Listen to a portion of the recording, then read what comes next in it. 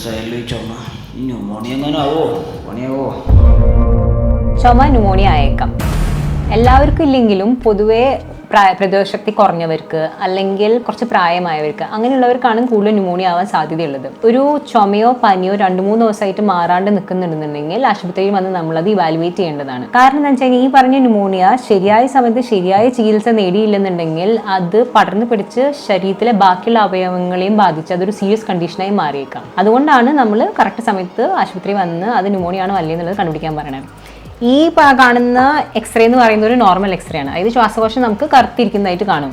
ആ കറുപ്പിൽ ഒരു വെള്ള അടയാളങ്ങൾ വന്ന് തുടങ്ങുമ്പോഴാണ് നമ്മൾ അതിന് ന്യൂമോണിയ എന്ന് പറയുക. അതുകൊണ്ട് ആശുപത്രി വരുന്ന സമയത്ത് നമ്മളത് എക്സ്റേയും ബ്ലഡ് ടെസ്റ്റൊക്കെ ചെയ്തിട്ട് നമ്മളത് കൺഫേം ചെയ്യും. അതനുസരിച്ച് നമ്മൾ ബാക്കി ചികിത്സ ചെയ്യും നമ്മൾ.